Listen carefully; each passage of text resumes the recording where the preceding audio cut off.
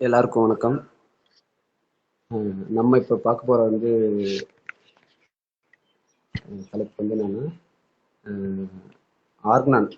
இப்போ final year exam going ஸ்டூடெண்ட்டுக்கு Organon subject கொஞ்சம் எக்ஸாமுக்கான சில டிப்ஸ் அண்ட் ட்ரிக்ஸு, அப்புறம் சில டவுட்ஸ் சந்தேகங்கள் கிளியர் பண்ணுறதுக்கான ஒரு செஷனாக நம்ம மக்களுடன் ஹோமியோபதியில் இப்படி கனெக்ட் பண்ணிகிட்ருக்கோம். இந்த செஷனில் உங்களுக்கு என்ன டவுட்ஸ் இருக்கு இல்லை சார் விளக்குவார்.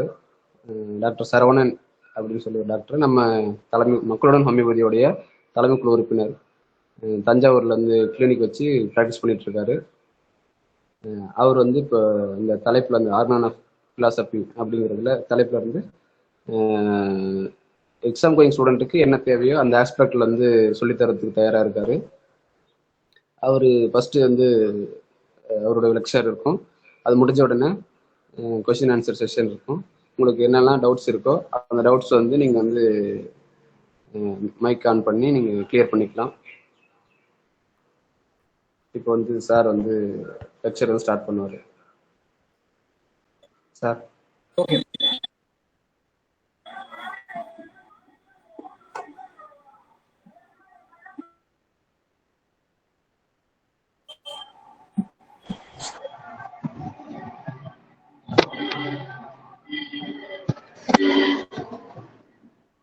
ஸ்கிரீன் தெரியுதா எல்லாருக்கும்?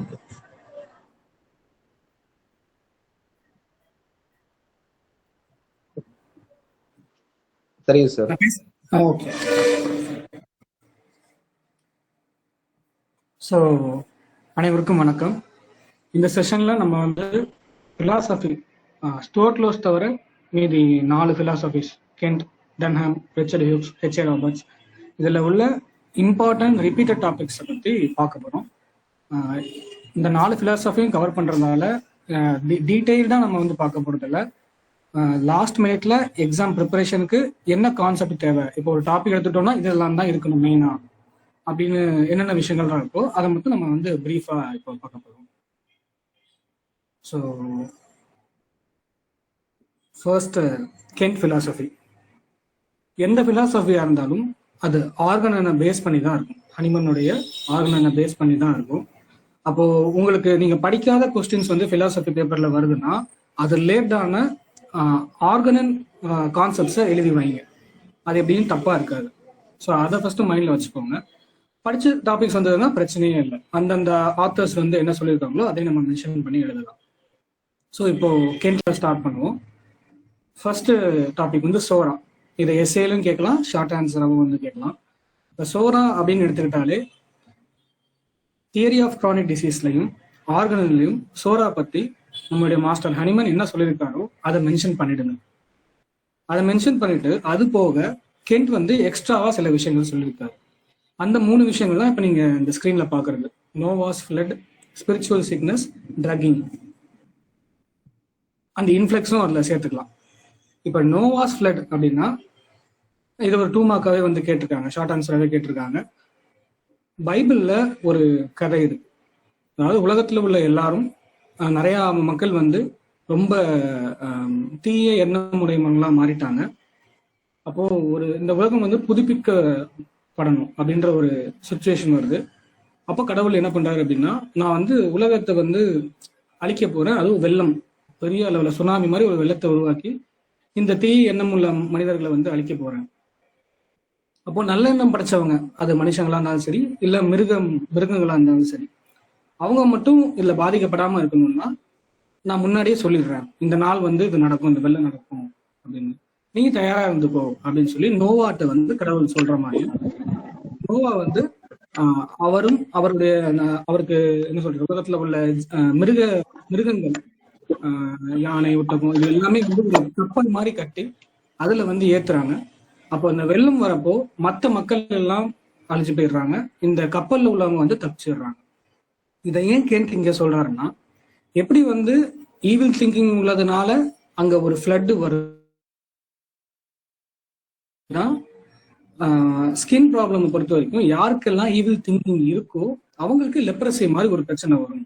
அந்த லெப்ரசி வந்துருன்னா அது எல்லாருக்கும் பரவவும் ஆரம்பிக்கும். அது எல்லாரையும் என்ன சொல்றது, எல்லா இடங்களுக்கும் ஒரு வெள்ளம் போற மாதிரி ரொம்ப ஃபோர்ஸ்ஃபுல்லா வந்து பரவ ஆரம்பிக்கும் அப்படின்னு கம்பேர் பண்ணி சொல்றாங்க. ஸோ இங்க லெப்ரசின்னு அவர் ஏன் மீன் பண்றாங்கன்னா, இந்த கான்செப்ட்ஸை பொறுத்த வரைக்கும் லெப்ரசி அப்படின்றது சோரா மைனஸ் தான், அதனால இதை சொல்றாரு. அடுத்து ஸ்பிரிச்சுவல் சிக்னஸ். ஸ்பிரிச்சுவல் சிக்னஸ்னு கேட்டு சொல்றதும் சோராவை தான். ஏன் அந்த ஸ்பிரிச்சுவல் சிக்னஸ்னு சொல்றாங்கன்னா, ஹியூமன் ரேஸ் பொறுத்த வரைக்கும் முதல்ல உருவான சிக்னஸ்ன்றது சோரா மயாசம். அதுதான் எல்லா டிசீஸ்க்கும் ரூட் காஸ். அதனாலதான் இது ஸ்பிரிச்சுவல் சிக்னஸ் அப்படின்னு சொல்றாரு. ஸோ இப்போ ஒரு எஸ்ஏலே வந்து ஸ்பிரிச்சுவல் சிக்னஸ் அப்படின்னு கேட்டாங்கன்னா அது வேற ஒன்றும் இல்லை, கென்ட் பிலாசபில சோரா பத்தின விஷயங்களை நம்ம எழுதணும், அவ்வளவுதான். அடுத்து ட்ரக்கிங். ட்ரக்கிங்னா வேற ஒன்றும் இல்லை, அந்த காலத்துல ஓல்டு ஸ்கூல் சிஸ்டம் க்ரூட் ட்ரக்ஸை வந்து நிறைய அப்ளை பண்ணிட்டே இருந்தாங்க பேஷண்ட்ஸுக்கு, ரொம்ப ஓவர் டோஸ்ல.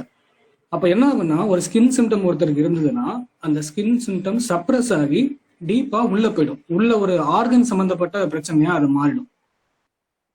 ஸோ இந்த ப்ராசஸ் தான் ட்ரக்கிங் அப்படின்னு கென்ட் மென்ஷன் பண்றாரு. சப்ரஷன் தான், எக்ஸ்டர்னலா ஸ்கின் சிம்டமா இருக்கிறத இன்டர்னலா போய் டீப் லேயரா டீப் ரூட்டடா கன்வெர்ட் பண்றதுனால இதை ட்ரக்கிங் அப்படின்னு சொல்றாங்க. அடுத்து இன்ஃப்ளெக்ஸ். இன்ஃப்ளெக்ஸ்னு கேட்டாலும் சரி, சசப்டபிலிட்டின்னு கேட்டாலும் சரி, ரெண்டும் ஒன்று தான். சசப்டபிலிட்டி தான் கென்ட் இன்ஃப்ளெக்ஸ் அப்படின்னு சொல்லியிருக்காரு. சோரா பத்தி, அதாவது கென்ட்டுடைய சோராவை பத்தி கொஸ்டின் கேட்கும்போது நீங்க இந்த இன்ஃப்ளெக்ஸ் கான்செப்டை சேர்த்து எழுதிக்கலாம், ஏன்னா சோரா சாப்டர்லயும் இது வருது. ஸோ இன்ஃப்ளெக்ஸ்னா என்ன, அதாவது அந்த பேர்லேயே இருக்கு, இன் அப்படின்னா இன்டர்னல், ஃப்ளக்ஸ் அப்படின்னா flow. So internal flow of disease towards direction of least resistance அப்படின்னு போட்டிருக்கு. அதாவது என்ன அர்த்தம்னா, இப்போ ஒரு 5 பேர் இருக்காங்கன்னு வச்சுக்கோங்களேன், கொரோனா டைம் கோவிட் வேவ் வந்து ரொம்ப விர்லண்டா ஸ்ப்ரெட் ஆகிட்டு இருக்கு. அந்த 5 பேருமே கோவிட்னால தான் அஃபெக்ட் ஆவாங்க, ரொம்ப பாதிக்கப்படுவாங்க அப்படின்னு கிடையாது. 5 பேர்ல யார் வீக்கா இருக்காங்களோ, யார் அந்த கோவிட் இன்ஃபெக்ஷனுக்கு சசப்டபிளா இருக்காங்களோ அவங்க தான் பாதிக்கப்படுவாங்க. அப்ப எங்க லீஸ்ட் ரெசிஸ்டன்ஸ் இருக்கோ அந்த டைரக்ஷன்ல தான் இந்த இன்ஃப்ளெக்ஸ் போகும். ஸோ இதை நம்ம வந்து கலோக்கியல் அப்படி எடுத்துக்கலாம்னா, யாருக்கு நோய் எதிர்ப்பு சக்தி கம்மியா இருக்கு. ஏன்னா ஒருத்தருக்கு நோய் எதிர்ப்பு சக்தி அதிகமா இருந்தது அப்படின்னா அவங்க பாடியில ரெசிஸ்டன்ஸ் அதிகமா இருக்கும், எக்ஸ்டர்னல் இந்த வைரஸ், பாக்டீரியா அந்த மாதிரி கிருமிகளுக்கு. பட் அது கம்மியா இருக்கும்போது ஒருத்தவங்க இம்யூன் சப்ரஸ்டா இருக்காங்கன்னா அவங்க உடம்புல ஜென்ரல் அஃபெக்ட் ஆயிடுவாங்க. இது மனுஷங்களுக்கு மட்டும் இல்ல, அவங்களுக்குள்ள இருக்கிற உடல் உறுப்புகள், ஆர்கன் இருக்கும். ஒரு சில பேருக்கு பாத்தீங்கன்னா நார்மலா சளி தான் பிடிச்சிருக்கும், ஆனா வந்து அதை ஒரு ஹார்ட் பெயின் வரைக்கும், ஒரு நெஞ்சு வலி வரைக்கும் கொண்டு போய் விட்டுரும். காரணம்னா அவங்க உடம்புல ஹார்ட்ன்ற ஆர்கன் தான் லீஸ்ட் ரெசிஸ்டன்ஸ். ஸோ அங்க ஹார்ட் வந்து ஒரு இன்ஃபெக்ஷனை ரிசீவ் பண்றதுக்கு ரொம்ப சசப்டபிளா இருக்கு அப்படின்னு அர்த்தம். இதுதான் இன்ஃப்ளெக்ஸ்க்கான கான்செப்ட். அப்புறம் ரெக்கார்ட் கீப்பிங். ரெக்கார்ட் கீப்பிங் வந்து நம்ம கென்ட் வந்து அங்க புதுசா எதுவும் சொல்லல. நம்ம கேஸ் டேக்கிங்ல என்ன படிச்சோமோ, கேஸ் டேக்கிங் அஃபாரிசம்ஸ் ஆர்கனல்ல என்ன படிச்சோமோ அந்த கான்செப்ட்ஸை தான் இங்க சொல்லியிருக்காரு. ஸோ என்னன்னா, ஒரு பேஷண்ட்டுக்கும் நம்ம கம்ப்ளீட்டா ஒரு செப்பரேட்டா ஒரு கேஸ் ஷீட் மெயின்டைன் பண்ணணும், கம்ப்ளீட் கேஸ் டேக்கிங் எடுக்கணும். எத்தனை வாட்டி வந்தாலும், எத்தனை ஃபாலோ அப் வந்தாலும் ஒரே மாதிரி தான் கொஸ்டின்ஸ் கேட்கணும், ஃப்ரெஷ்ஷா கேஸ் எடுக்கிற மாதிரி தான் எடுக்கணும். அந்த சிம்டம்ஸை வந்து நோட் பண்ணி வைக்கணும், என்ன மருந்து, என்ன பவர்ல தந்திருக்கும், எத்தனை டோஸ் தந்திருக்கும், இதெல்லாம் நோட் பண்ணி வைக்கணும். ஸோ தட் அடுத்த ஃபாலோ அப் வரும்போது அந்த பழைய ரெக்கார்ட்ஸை வச்சு ஓகே இவங்களுக்கு இந்த மருந்தை மாற்றலாம், இல்லை இந்த டோஸை இன்க்ரீஸ் பண்ணலாம், இந்த பவரை கூட்டலாம் இப்படின்னு நம்ம டிசைட் பண்ண முடியும். அந்த அளவுக்கு ரெக்கார்ட் கீப்பிங் வந்து ரொம்ப முக்கியம் அப்படின்னு சொல்றாரு.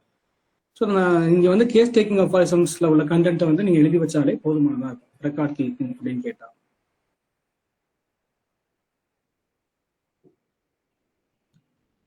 அடுத்து சிக். அதாவது சிக்னு ஒரு சாப்டர் இருக்கு கென்ட்ல. அந்த சாப்டர்ல வந்து நம்ம ஃபர்ஸ்ட் அஃபாரிசம் உள்ள கண்டென்ட்டை வந்து எழுதணும். Highest mission restore the sick to health cure, அதுல உள்ள கண்டென்ட்டை எழுதிட்டு ஈவன் அஃபாரிசம் கூட மென்ஷன் பண்ணிடலாம். பண்ணிட்டு அதுல கென்ட் எக்ஸ்ட்ராவா 4 விஷயம் சொல்லியிருக்காரு. ரிடக்ஷியோ ஆட் அப்சர்டம். அதாவது இதுக்கு என்ன அர்த்தம்னா, எதுவுமே காரணம் இல்லாம நடக்காது, அதுக்கு ஏதோ ஒரு காரணம் இருக்கும். அக்யூட்னா எக்ஸைட்டிங், அக்யூட் டிசீஸ்னா எக்ஸைட்டிங் காஸ் இருக்கும், கிரானிக் டிசீஸ்னா ஃபண்டமெண்டல் காஸ் இருக்கும். அப்புறம் voice of nature. Voice of நேச்சர்னா என்ன, இப்போ ஒருத்தருக்கு டிசீஸ் வந்திருக்கு, அந்த டிசீஸ் எப்படிப்பட்ட ஒரு விஷயம் அப்படின்றது வெளியில எக்ஸ்பிரஸ் ஆகணும், ஏதோ ஒரு லாங்குவேஜ் மூலியமா எக்ஸ்பிரஸ் ஆகணும். அது என்ன லாங்குவேஜ் அப்படின்னு கேட்டா அதுதான் சிம்டம்ஸ். ஸோ உள்ள நமக்கு என்ன பிரச்சனை ஓடிட்டு இருக்கோ அதை சிம்டம்ஸ் வச்சு தான் நம்ம அசஸ் பண்ண முடியும். இதை வாய்ஸ் ஆஃப் நேச்சர்னு கேட்கலாம், லாங்குவேஜ் ஆஃப் நேச்சர்னு கேட்கலாம். ரெண்டுல எது கேட்டாலும் கென்ட்ல உள்ள இந்த சாப்டர்ல என்ன வந்திருக்கு அப்படின்றத ஞாபகம் வச்சுக்கோங்க. அப்புறம் மாஸ்கிங். இந்த லாங்குவேஜ் ஆஃப் நேச்சர், அதாவது இந்த சிம்டம்ஸை சப்ரஸ் பண்ணோம்னா அது பேர் தான் மாஸ்கிங். நம்ம கூட ட்ரக்கிங்ல பார்த்தோம் இல்லையா, போன ஸ்லைட்ல ட்ரக்கிங்ல பார்த்த அதே கான்செப்ட் தான் இதுலயும் வருது. அடுத்து டிசீஸ் பெர் சே. அதாவது டிசீஸ் பெர்சன்றது ரொம்ப ரிப்பீட்டட் டாபிக் யூனிவர்சிட்டி கொஸ்டின்ஸ்ல. இதுல என்ன அர்த்தம்னா, ஆக்சுவலா ஓல்டு ஸ்கூல் சிஸ்டம், அதாவது பழைய அலோபதி சிஸ்டம்ல டிசீஸை எப்படி பார்த்தாங்க, நம்மளுடைய ஹோமியோபதி சிஸ்டம்ல டிசீஸ் எப்படி பாக்குறாங்க அப்படின்றத கென்ட் கம்பேர் பண்ணி சொல்லியிருப்பாரு. நமக்கு தெரிஞ்சதுதான், அலோபதி சிஸ்டம்ல வந்து ரொம்ப ஆர்கன் ஸ்பெசிஃபிக்கா பார்ப்பாங்க. ஒரு டிசீஸ் வந்ததுன்னா அந்த ஆர்கன் தான் டிசீஸ்டா இருக்கு, அந்த மனுஷன் டிசீஸ் ஆகல அப்படின்றது அவங்க கான்செப்ட். நம்மளை பொறுத்த வரைக்கும் இதுக்கு அப்படியே ஆப்போசிட். ஆர்கன் மட்டும் டிசீஸ் ஆகல, ஆஸ் அ ஹோலாவே அந்த மனுஷர் வந்து அப்நார்மலா டீரியன்ஸ் ஆயிருக்காங்க அப்படின்றத நம்ம பார்க்கலாம். ஸோ இதை வந்து நம்ம இதுல எக்ஸ்பிளைன் பண்ணா போதும். அதுக்கடுத்து 6 சாப்டர்ல உள்ளது முடிஞ்சது. தென் போர்ட்ரேட் ஆஃப் டிசீஸ்னு தனியாக கேட்பாங்க. இது நம்ம அஃபாரிசம்ல இருந்தும் எழுதலாம். அஃபாரிசம் 7, 8 இதுல இருந்து வந்து நம்ம எடுத்து எழுதலாம். டோட்டாலிட்டி ஆஃப் சிம்டம்ஸ் தான் போர்ட்ரேட் ஆஃப் டிசீஸ். இதுவுமே நம்ம முன்னாடி பார்த்த மாதிரி இந்த voice of nature, language of nature, portrait of disease இது எல்லாமே ஒரே கான்செப்ட் தான். ஒரு டிசீஸ் இருக்கு, அது எப்படிப்பட்ட டிசீஸ் அப்படின்றத எக்ஸ்பிரஸ் பண்ணோம்னா அது வெளிக்காட்டுற சிம்டம்ஸை வச்சுதான் அப்படின்னு. இந்த போர்ட்ரேட் அப்படின்னாலே என்ன அர்த்தம், நம்ம ஒரு ப்ரிஸ்கிரைப் பண்றோம் ஒரு டிசீஸ் அப்படின்னா அங்க அந்த அந்த மனுஷனுக்கு என்னென்ன பிரச்சனை எல்லாம் இருக்குன்றத ஆஸ் அ ஹோலா ஒரு ஒரு பஞ்சா பார்த்து அதுக்கேற்ற மாதிரி ப்ரிஸ்கிரைப் பண்றது தான் போர்ட்ரேட் ஆஃப் டிசீஸ். அடுத்து render unto Caesar the things that are Caesar's. இந்த டாபிக் என்ன அர்த்தம்னா எல்லாமே அது இருந்த இடத்துல வைக்கிறது, placing everything back to order. இதுக்கு ஹைஜீன்னு இன்னொரு பேரும் இருக்கு. ஸோ என்ன சொல்றாங்க அப்படின்னா, இப்போ நம்ம ஃபர்ஸ்ட் ஆஃப் ஆல் படிச்சோம் இல்லையா, restore the sick to health to pure. ஒரு பேஷண்ட்டுக்கு டிசீஸ் வருது, அதனால அவங்க வைட்டல் ஃபோர்ஸ் டீரேஞ்ச் ஆகுது. அப்போ ஒரு பிசிஷியனோட வேலை என்ன, மெடிசன் கொடுத்து அந்த டீரேஞ்ச் ஆன வைட்டல் ஃபோர்ஸை பழைய நிலைமைக்கு வந்து திரும்ப ரீஸ்டோர் பண்ணும் அந்த ஹெல்த்தை. அது முன்னாடி எந்த இடத்துல இருந்ததோ அந்த இடத்துல அதை வைக்கிறது. ஸோ அதுதான் இந்த டாபிக் வந்து நமக்கு புரிய வைக்கிறது. அப்புறம் கென்ட்டுடைய value of symptoms. So Kent பொறுத்த வரைக்கும் சிம்டம்ஸ்னா 3 வகை. ஒன்று காமன், இன்னொன்று ஜென்ரல், இன்னொன்று பர்டிகுலர். காமன் சிம்டம்னா டிசீஸ் ரிலேட்டட், அதை வச்சு நம்ம ப்ரிஸ்கிரைப் பண்ண முடியாது, பட் இந்த பெத்தாலஜில இருக்காங்கன்னு நம்ம சொல்லலாம். இப்போ உதாரணத்துக்கு கிரானிக் கிட்னி டிசீஸ்னா ப்ளோட்டிங் அப்டமன், யூரின்ல ப்ராப்ளம் இருக்குது, இந்த மாதிரி. அடுத்து ஜென்ரல் சிம்டம் நமக்கு ரொம்பவே முக்கியம். நம்ம கேஸ் டேக்கிங்லயும் பார்த்தீங்கன்னா பிசிக்கல் ஜென்ரல்ஸ், மென்டல் ஜென்ரல்ஸ் எடுப்போம் இல்லையா, அதுதான் இது. பர்டிகுலர் சிம்டம்ஸ்ன்றது போனிங் ஆசன் டைப்ல லொகேஷன், சென்சேஷன், மொடாலிட்டி, கன்காமிடன்ஸ் எடுப்போம்ல. இப்போ வந்து ஷோல்டர் பெயின் ஒரு பேஷண்ட் வராங்கன்னா அவங்களுக்கு எந்த லொகேஷன்ல பெயின் இருக்கு, என்ன மாதிரி பெயினா இருக்கு, மொடாலிட்டி என்ன, கூட கன்காமிடன்ஸ் சேர்ந்து வருதா, இந்த மாதிரி அந்த பிரசன்டிங் கம்ப்ளைண்ட் ரிலேட்டடாவே கேட்டா அது பர்டிகுலர் சிம்டம்ஸ்.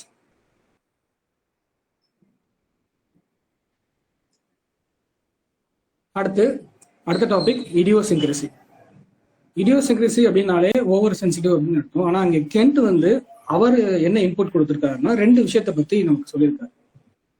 ஒருத்தருடைய பாடியில 2 பிளேன் இருக்கு, ஒன்னு நியூட்ரிஷன் பிளேன், இன்னொன்னு டைனமிக் பிளேன். இந்த நியூட்ரிஷன் பிளேன், டைனமிக் பிளேனை தனியா ஒரு ஷார்ட் ஆன்சர்ல கேட்கலாம். ஒன்றும் இல்லை, நியூட்ரிஷன் பிளேன் அப்படின்னா இப்போ ஒருத்தருக்கு கால்சியம் டெஃபிஷியன்சி வந்திருக்கு உடம்புல, அதனால அவருக்கு ஏதோ ஒரு பாடிலி சிம்டம்ஸ் வருது. அந்த கால்சியம் டெஃபிஷியன்சியை சரி பண்றதுக்காக ஆக்சுவல் கால்சியமே க்ரூட் அமௌண்டா ஒரு நியூட்ரிஷனா கொடுத்தோம்னா அது நியூட்ரிஷன் பிளேன். அது இப்போ இதுல சொல்லியிருக்க மாதிரி இப்போ லைம் வாட்டர்னா சுண்ணாம்பு தண்ணி, அது ஃபுல்லா கால்சியம் இருக்கும். கால்சியம் டெஃபிஷியன்சி உள்ளவங்களுக்கு இதை நம்ம எடுக்க வச்சோம் அப்படின்னா அவங்களுக்கு டைரக்டாவே அந்த கால்சியம் நியூட்ரிஷன் ஃபார்ம்ல போகுது அப்படின்னு சொல்லிட்டு இருக்காங்க. பட் அதுல அந்த அளவு எஃபெக்ட் தெரியாது, பெர்மனன்ட் சேஞ்ச் தெரியாது அப்படின்னு கென் சொல்லியிருக்காரு. பட் இதே கண்டிஷன்ல ஒரு கால்சியம் டெஃபிஷியன்சி இருக்கிறவங்களுக்கு நம்ம கல்கேரியா கார்ன் இந்த மெடிசனை பொட்டன்டைஸ் பண்ணி ஹோமியோபதி மெடிசன் ஃபார்ம்ல கொடுத்தோம்னா அவங்க இன்டெஸ்டைன்ல ரிமார்க்கபிளான கால்சியம் அப்சார்ப்ஷன் இருக்கும் அப்படின்னு சொல்றாரு. ஸோ எந்த ஒண்ணுமே ஒருத்தருக்கு டெஃபிஷியன்சியா இருந்ததுன்னு நம்ம பார்த்தோம்னா அதை வந்து அந்த க்ரூட் ஃபார்மா கொடுக்காம அப்படியே நியூட்ரிஷனா கொடுக்காம அதை ஹோமியோபதிக் மெடிசன் ஃபார்ம்ல டைனமைஸ் பண்ணி கொடுக்கும்போது அதோடைய ரியாக்ஷன்றது ரொம்பவே வந்து சாட்டிஸ்ஃபேக்டரியா இருக்கு அப்படின்றது தான் கென்ட் சொல்ற ஒரு விஷயம். அடுத்து ஹையஸ்ட் ஐடியல் ஆஃப் கியூர். இது உங்க எல்லாருக்கும் தெரிஞ்சிருக்கும், செகண்ட் அஃபாரிசம். ஸோ செகண்ட் அஃபாரிசம் மென்ஷன் பண்ணி அதுல உள்ள கான்செப்ட்ஸை எக்ஸ்பிளைன் பண்ணிடுங்க. அது போக கென்ட் என்ன சொல்லியிருக்காருன்னா எஸ்ஏ, அதாவது இதுவும் ஷார்ட் ஆன்சர்ல கேட்டிருக்காங்க. எஸ்ஏ அப்படின்னா ஒரு லேட்டன் ஃபார்ம்ல ரிமைன் ஆகிற டிசீஸ், அதாவது லேட்டன் சோரானே வச்சுக்கலாம். எந்த ஒரு எக்ஸைட்டிங் ஃபேக்டருக்கோ இல்லை வந்து ஒரு ட்ரிகரிங் ஃபேக்டருக்கோ எக்ஸ்போஸ் ஆகாம பல வருஷமா ஒரு டிசீஸ் வந்து லேட்டன் ஃபார்ம்லேயே உள்ள இருக்குன்னா அதுதான் எஸ்ஏ, அதுதான் எசென்ஷியல் நேச்சர் ஆஃப் டிசீஸ் அப்படின்னு கென் சொல்றாரு. ஃபிக்ஸட் பிரின்சிபல்ஸ் அப்படின்னா ஒரு தெரப்பட்டிக்கல் சிஸ்டம், அதாவது மருந்து கொடுக்குற ஒரு மெடிக்கல் சிஸ்டம் வந்து ஏதோ ஒரு நேச்சர்ஸ் பிரின்சிபலை பேஸ் பண்ணி தான் இருக்கணும், பிரின்சிபலே இல்லாம அது இருக்கக்கூடாது அப்படின்னு கென் சொல்றாரு. So homeopathy is system based on fixed principles, இதுதான் அவர் சொல்ல வர்றாரு. அடுத்து இன்னர் மேன். ஸோ நமக்கு தெரிஞ்சிருக்கும் கென்னாலே வந்து பிசிக்கல் சிம்டம்ஸ் மட்டும் இல்லை, மென்டல் சிம்டம்க்கு ரொம்ப அட்மோஸ்ட் இம்பார்ட்டன்ஸ் கொடுக்குறாரு. ஸோ இன்னர் மேன்னு கென் மீன் பண்றது என்னன்னா வெறுமனே அந்த ஹியூமன் பீயிங்குடைய ஆர்கன்ஸோ டிஷ்யூஸோ இல்லாம அவருடைய மைண்ட் எப்படி இருக்கு, அவருடைய வில், இன்டெலெக்ட், எமோஷன், அண்டர்ஸ்டாண்டிங், இதுதான் அந்த மனுஷனுக்கு உள்ள இருக்கிற விஷயம் அப்படின்னு கென் சொல்றாரு. அடுத்து லா டைரக்ட்ஸ், எக்ஸ்பீரியன்ஸ் கன்ஃபார்ம்ஸ். ஸோ இதுல கென்ட் என்ன சொல்ல வர்றாருன்னா ஹோமியோபதியும் அலோபதியும் கம்பேர் பண்றாரு. என்ன கம்பேரிசன்? எக்ஸ்பீரியன்ஸ் கன்ஃபார்ம்ஸ் அப்படின்னா அது அலோபதி, லா டைரக்ட்ஸ்னா அது ஹோமியோபதி. என்ன சொல்ல வர்றாரு, இப்போ அலோபதியில, அதாவது ஓல்டு ஸ்கூல் சிஸ்டம் ஆஃப் அலோபதியில எனக்கு முன்னாடி உள்ள டாக்டர் இதை கொடுத்தாங்க இந்த கம்ப்ளைண்ட்டுக்கு, அதனால நானும் கொடுக்குறேன், அதான் ஒர்க் அவுட் ஆகுதுல அப்படின்னு சொல்லி அவங்க பண்ணுவாங்க. அதுக்கு ஒரு லாவோ ரீசனோ ஒரு ஸ்டாண்டர்டைஸ்டு பிரின்சிபலோ இருக்கணும்னு அவசியம் இல்லைன்னு அவங்க நம்புவாங்க. ஆனா நம்ம அப்படி இருக்கக்கூடாது. ஹோமியோபதியில ஒரு லா வேணும், ஒரு பிரின்சிபல் வேணும். அந்த பிரின்சிபலை ஃபாலோ பண்ணும்போது ஆட்டோமேட்டிக்கா நமக்கு வந்து கியூர் கிடைக்குது அப்படின்னு இங்க கம்பேர் பண்ணி சொல்றாரு. ஸோ லா டைரக்ட்ஸ் அப்படின்னா அது ஹோமியோபதி, எக்ஸ்பீரியன்ஸ் கன்ஃபார்ம்ஸ்னா அது அலோபதி. அடுத்து வாட்சன் பிராக்டிஸ், இதுவும் ரொம்ப நீங்க ரிப்பீட்டடா பார்த்துருப்பீங்க. இது என்ன சொல்றாருன்னா வாட்சன்ன்றவர் ஒரு அலோபதி டாக்டர், ஒரு ஓல்டு ஸ்கூல் பிசிஷியன். ஸோ நமக்கு நல்லா தெரிஞ்ச மாதிரி ஓல்டு ஸ்கூல் சிஸ்டம்ல பேஷண்ட்டை டீட்டெயிலா அப்சர்வ் பண்ணாம எல்லாரும் ஜஸ்ட் லைக் தட் இந்த பெத்தாலஜி இருக்கு, ஸோ இந்த மருந்து, இந்த ட்ரீட்மெண்ட் அப்படின்னு போயிடுவாங்க. ஆனா அப்படி இருந்த ஓல்டு ஸ்கூல் பிசிஷியன்ஸ்க்கு மத்தியில வாட்சன்றவர் தான் பேஷண்ட் பெட் சைட் கிட்ட வந்து பெட் சைட் எக்ஸாமினேஷன் பண்ணி அந்த பேஷண்ட்டுடைய ஃபேஸ் எப்படி இருக்கு, பாடி எப்படி இருக்கு, உள்ள இன்டர்னலா என்ன சிம்டம்ஸ் சொல்றாங்க, இது எல்லாத்தையுமே நோட் பண்ணி ட்ரீட் பண்ணவர்.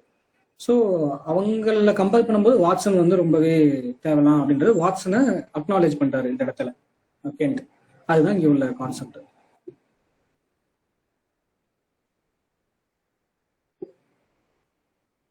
இது நீங்க ரொம்ப ஃபெமிலியரா கேள்விப்பட்டிருக்கிற ஒரு டாபிக் தான், கென்ட் 12 அப்சர்வேஷன்ஸ். யூஸ்வலா வந்து எக்ஸாம்ல prognosis after observing action of remedy அப்படின்னு தான் கேட்பாங்க. கென்ட் 12 அப்சர்வேஷன்ஸ் ரொம்ப ரேரா தான் கேட்பாங்க, பட் ரெண்டுமே ஒண்ணுதான். இதுக்கு ஒரு நிமோனிக் இருக்கு, அந்த நிமோனிக் இங்க மென்ஷன் பண்ணியிருக்கேன், பிளானட் எஃப் சானோஸ். இதுல ஒரு லெட்டருக்கும் ஒரு பாயிண்ட் ஞாபகம் வச்சுக்கிட்டா நம்ம எழுதலாம். பீனா ப்ரோலாங் அப்சர்வேஷன், ஃபைனல் டிக்ளைன், அதாவது பேஷண்ட் வந்து ரொம்ப என் ஸ்டேஜ் போயிட்டு இருக்காங்கன்னு அர்த்தம். நம்ம மெடிசன் கொடுத்தது அவருக்கு வந்து ரொம்ப ஹெவியா இருக்கு, ஸோ உடனடியாக ஆன்டிடோட் பண்ணணும். எல்லுன்றது மருந்து கொடுத்து ரொம்ப நேரத்துக்கு அக்ரவேஷன் இருக்கு, அதுக்கப்புறம் ஃபைனலா கொஞ்சம் இம்ப்ரூவ்மெண்ட்ஸ் ஸ்லோவா தெரிய ஆரம்பிக்குது அப்படின்னா நம்ம வெயிட் பண்ணணும், ஏன்னா ஃபைனலா இம்ப்ரூவ்மெண்ட் தெரியறதுனால. ஏன்னா short quick aggravation, rapid improvement, இது நம்ம யூஸ்வலா ஹோமியோபதியில பார்ப்போம். ஸோ இந்த இடத்துலயும் நம்ம வெயிட் பண்ணணும், அடுத்த மருந்தோ அடுத்த டோஸோ போகக்கூடாது. என்னன்றது நோ அக்ரவேஷன், ரெக்கவரி அக்கர், இது ஐடியல் கியூர். இதுவும் ஹோமியோபதியில பார்க்கணும் அப்படின்னு தியரிட்டிக்கலா சொல்லியிருப்பாங்க, பட் எக்ஸாக்டா இந்த மாதிரி ப்ராக்டிக்கலா நடக்கிறது கஷ்டம். பட் தியரிட்டிக்கலா பார்க்கும்போது ஹோமியோபதியோட கியூரும் இதுதான் அப்படின்னு சொல்லுவாங்க. இந்த இடத்துல நம்ம வெயிட் பண்ணணும், அக்ரவேஷனே இருக்காது, ஆனா ரெக்கவரி நடக்கும். இது மோஸ்ட்லி நம்ம வந்து எல்எம் பொட்டன்சிஸ்ல இதை நோட்டீஸ் பண்ணலாம், அக்ரவேஷன் இல்லாம ரெக்கவரி நோக்கி கேஸ் போயிட்டு இருக்குது. அப்புறம் அடுத்த ஏ, ஃபர்ஸ்ட் அமலரேஷன் இருக்கும் மருந்து கொடுத்து, அதுக்கடுத்து ஒரு அக்ரவேஷன் கிடைக்கும். ஸோ முதல்ல ஒரு ரிலீஃப் தந்து அதுக்கப்புறம் இருக்கிற கம்ப்ளைண்ட்ஸ் அதிகமாகுது அப்படின்னா அங்க பேலியேஷன் நடக்குது அப்படின்னு அர்த்தம். ஸோ இந்த இடத்துல நம்ம வந்து ரெமடியை சேஞ்ச் பண்ணணும், ஏன்னா பேலியேஷன் தான் அங்க பண்றோம், அங்க கியூரேட்டிவ் ப்ராசஸ் நோக்கி போகல. அடுத்து D, too short amelioration of symptoms. இது எப்படின்னா அவங்க கண்டிஷனுக்கு நம்ம டொட்டாலிட்டி பார்த்து தான் மருந்து கொடுக்குறோம், ஆனா அந்த மருந்துடைய ஆக்ஷன் வந்து நம்ம எதிர்பார்த்த நேரத்துக்கு கூட இல்லை, சும்மா ஜஸ்ட் ஒரு ஹாஃப் டே இல்லை ஹாஃப் அன் ஹவர் தான் இருக்கு, அப்புறம் திரும்ப பழைய நிலைமைக்கு அவங்க திரும்பிடுறாங்க. அங்க என்ன அர்த்தம்னா ஒரு அக்யூட் ஆர்கன் இன்ஃப்ளமேஷன் நடக்குதுன்னு அர்த்தம். ஸோ நம்ம கொடுத்த மருந்து அவ்வளோ எக்ஸாக்ட் சிம்லிமமா இல்லை, அடுத்த மருந்து சேஞ்ச் பண்றதை பத்தி யோசிக்கணும் அப்படின்னு சொல்றாரு. எஃப்ங்கிறது full time amelioration but no special relief. Malignancy, அதாவது கேன்சர் பேஷண்ட்ஸ்ல நம்ம இதை நோட் பண்ணியிருப்போம். அவங்களுக்கு கேன்சர் கண்டிஷன் இருக்கும். அந்த கேன்சரை நம்ம மெடிசனால ரிவர்ஸ் பண்ணிட முடியாது. ஆனா அவங்களுடைய கம்ப்ளைண்ட்ஸ் அப்பப்போ நியூ அரைஸ் ஆகிற கம்ப்ளைண்ட்ஸ் வந்து நம்ம கொஞ்சம் ஷார்ட் ரிலீஃப் கொடுக்க முடியும். ஸோ சிம்டம்ஸ் ரிலீஃப் இருக்கும். ஆனா வந்து அவங்களுடைய பெத்தாலஜி வந்து ரிவர்ஸ் ஆகிற மாதிரி நமக்கு தெரியாது. பாலியேட் தான் நம்ம பண்ணிட்டு இருக்கோம். பட் அது ஓகே தான்ன்றாங்க, ஏன்னா அது கேன்சர்ன்றதுனால. அடுத்து எஸ்னா சென்சிட்டிவ். என்ன மருந்து கொடுத்தாலும் அவங்க ஓவர் சென்சிட்டிவா ரியாக்ட் பண்ணுவாங்க. இடியோசிங்க்ரெட்டிக் பேஷண்ட் சொல்லுவாங்க. இவங்க ஒரு நல்ல ப்ரூவர்ஸ், குட் ப்ரூவர்ஸ் அப்படின்னு சொல்றாங்க. A, action of medicine upon provers, healthy provers. So இது வந்து ட்ரக் ப்ரூவிங்ல நம்ம சில பர்சன்ஸை வச்சு இந்த ட்ரக் ப்ரூவிங் மெத்தடை கண்டக்ட் பண்றோம் இல்லையா. யாருமே உடம்பெல்லாம் இந்த மாதிரி ஹெல்த்தி ட்ரக் ப்ரூவிங் பண்றோமோ அவங்களாம் ஹெல்த்தி ப்ரூவர்ஸ். அதாவது டிசீஸே இல்லாம ஹெல்த்தி ஹியூமன் பீயிங் உடம்புல பர்பஸ்ஃபுல்லா ஒரு ட்ரக் கொடுத்து அதுக்கு என்ன ப்ரூவிங் சிம்டம்ஸ் வருதுன்னு பாக்குறது. அப்புறம் நியூ சிம்டம்ஸ் அப்பியர். ஸோ மருந்து கொடுத்துருக்கோம், அந்த பேஷண்டோட பழைய சிம்டமும் சரியாகல, புதுசா ஒரு சிம்டம்ஸ் வருது. அப்போ ரெமெடி ராங்னு அர்த்தம். ஒன்று வெயிட் பண்ணும், இல்லை ஆன்டிடோட் பண்ணும். மோஸ்ட்லி ஆன்டிடோட் பண்றது தான் கரெக்டாக.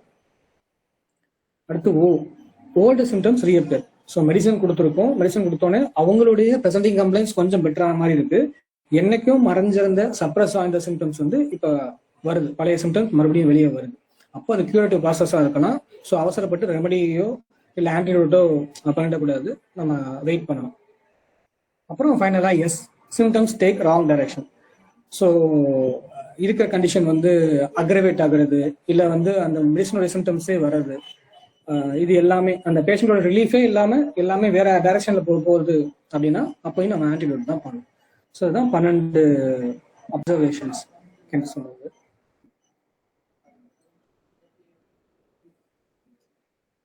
அடுத்து சிம்பிள் சப்ஸ்டன்ஸ். இதுவும் ரொம்ப ஃபெமிலியரான டாபிக். வைட்டல் ஃபோர்ஸை தான் கென்ட் சிம்பிள் சப்ஸ்டன்ஸ் சொல்லியிருப்பாரு. 9 பாயிண்ட் இருக்கு. ஸோ ஃபர்ஸ்ட் ஃபார்மேட்டிவ் இன்டெலிஜென்ஸ், அதாவது தண்ணி எப்படி நம்ம எந்த வெசல்ல ஊற்றிக்கிறோமோ அதோட ஷேப் அதை எடுத்துக்கிறதோ, அந்த ஃபார்ம் அதை எடுத்துக்கிறதோ, அந்த மாதிரி தான் வைட்டல் ஃபோர்ஸும் எந்த உடம்புக்குள்ள போகுதோ இல்லை எந்த ஒரு மீடியம்குள்ள போகுதோ அந்த மீடியமுடைய ஷேப்பும் ஐடென்டிட்டியும் அது அடாப்ட் ஆகிடும். இதுதான் ஃபார்மேட்டிவ் இன்டெலிஜென்ஸ்னு அர்த்தம். ரெண்டாவது வந்து ஒரு ஆர்கனிசம்குள்ள வைட்டல் ஃபோர்ஸ் போகுதுன்னா அது அந்த ஆர்கனிசமை டிஸ்பிளேஸோ இல்லை ரீப்ளேஸோ பண்ணாது, ஜஸ்ட் லைக் தட் அது உள்ள போகும். அப்புறம் அடாப்டபிலிட்டின்னு இவங்க இங்கே மீன் பண்றது என்னன்னா, நமக்கு ஒரு டிசீஸ் வந்திருக்கு, அதனால நம்ம வைட்டல் ஃபோர்ஸும் அஃபெக்ட் ஆயிருக்கு. கொஞ்சம் வருஷம் கழிச்சு திரும்ப அதே டிசீஸ்னால நம்ம அஃபெக்ட் ஆகும்போது நம்ம முன்னாடி மாதிரி ரொம்ப வீக்கா இல்லாம அதுல ஸ்ட்ராங்கா எடுத்து போராடுவோம், நம்ம வைட்டல் ஃபோர்ஸ் போராடுவோம். இதுக்கு ஒரு நல்ல எக்ஸாம்பிள் சொல்லணும்னா இந்த சிக்கன் பாக்ஸ் வந்து சின்ன வயசுலேயே வந்திருக்கு, அம்மை போட்டிருக்கு அப்படின்னா அதுக்கு அவங்க இம்யூன் ஆயிட்டாங்கன்னா அடுத்து திரும்ப சில வருஷம் கழிச்சு அம்மை வரும்போது அவங்களுக்கு பெருசா பாதிப்பு ஏற்படுத்தாது. இது எல்லாமே வைட்டல் ஃபோர்ஸோடைய அடாப்டபிலிட்டி தான் காரணம். ஏன்னா இது இப்போ மாடர்ன் டேர்ம்ஸை சொல்லும்போது செல் மெமரின்னு வச்சுக்கலாம். அந்த டிசீஸை பற்றின ஒரு மெமரி வந்து செல் ரீகெயின் பண்ணுது. ஸோ திரும்ப அதே மாதிரி டிசீஸ் என்கவுண்டர் பண்ணும்போது அதை அப்ளை பண்ணி பார்க்குது. அடுத்து சப்ஜெக்டிவ் சேஞ்சஸ்.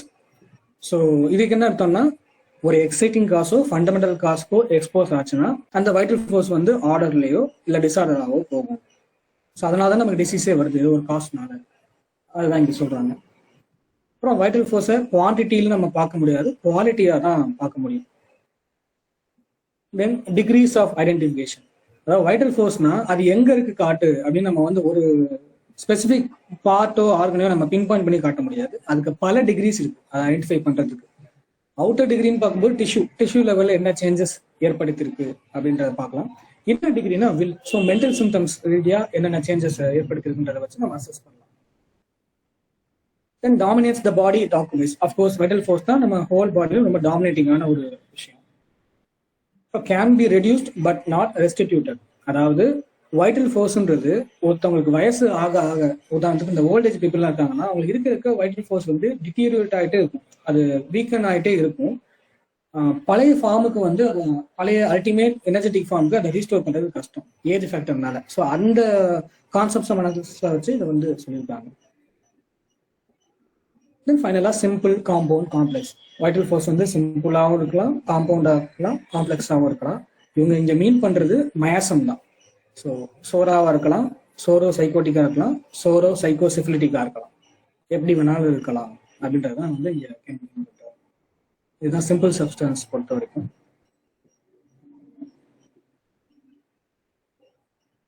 தென் ஹோமியோபதிக் அக்ரவேஷன்.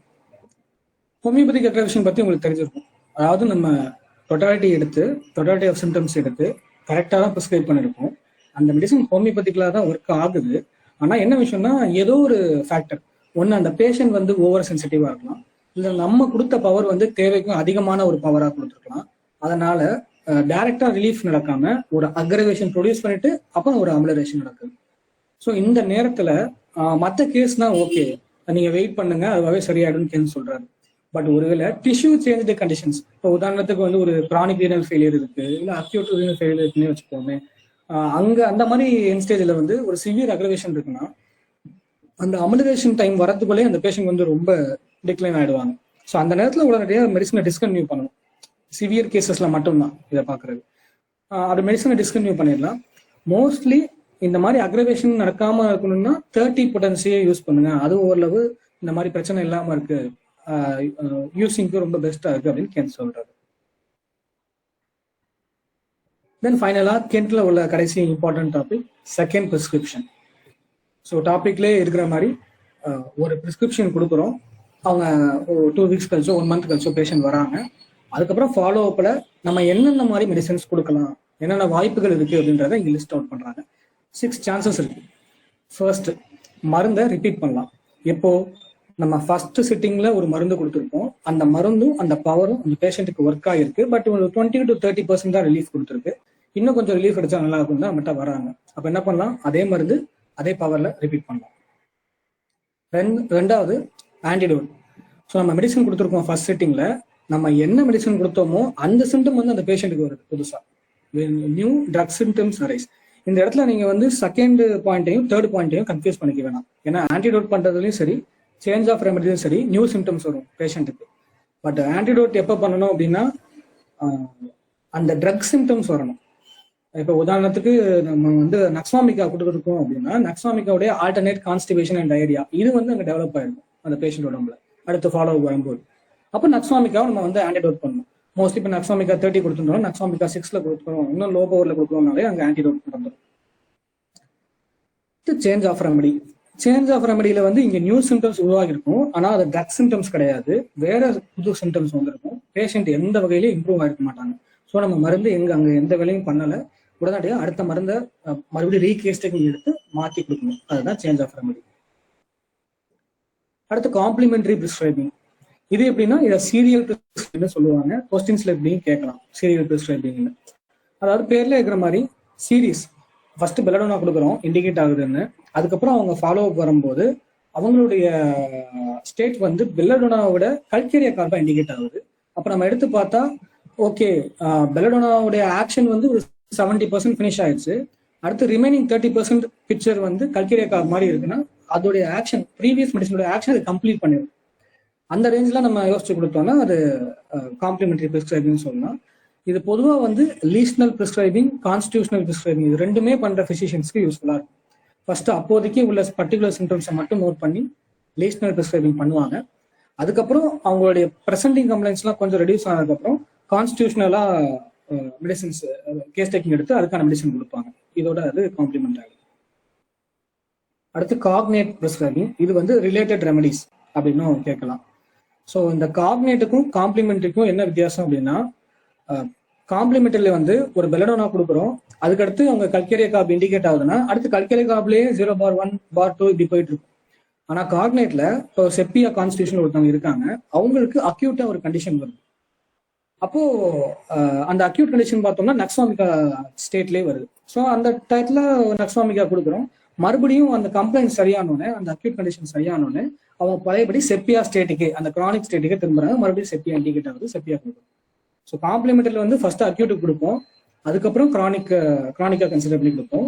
காக்னேட்ல வந்து ஃபர்ஸ்ட் கிரானிக்கு கொடுப்போம், அப்புறம் நடுவில் ஒரு அக்யூட் வந்திருக்கும், அந்த அக்யூட்டுக்கு அதுக்கான ரெமடியை கொடுத்துட்டு மறுபடியும் கிரானிக்கு ரிட்டர்ன் ஆயிடும். இதுதான் வித்தியாசம். Change of plan of treatment.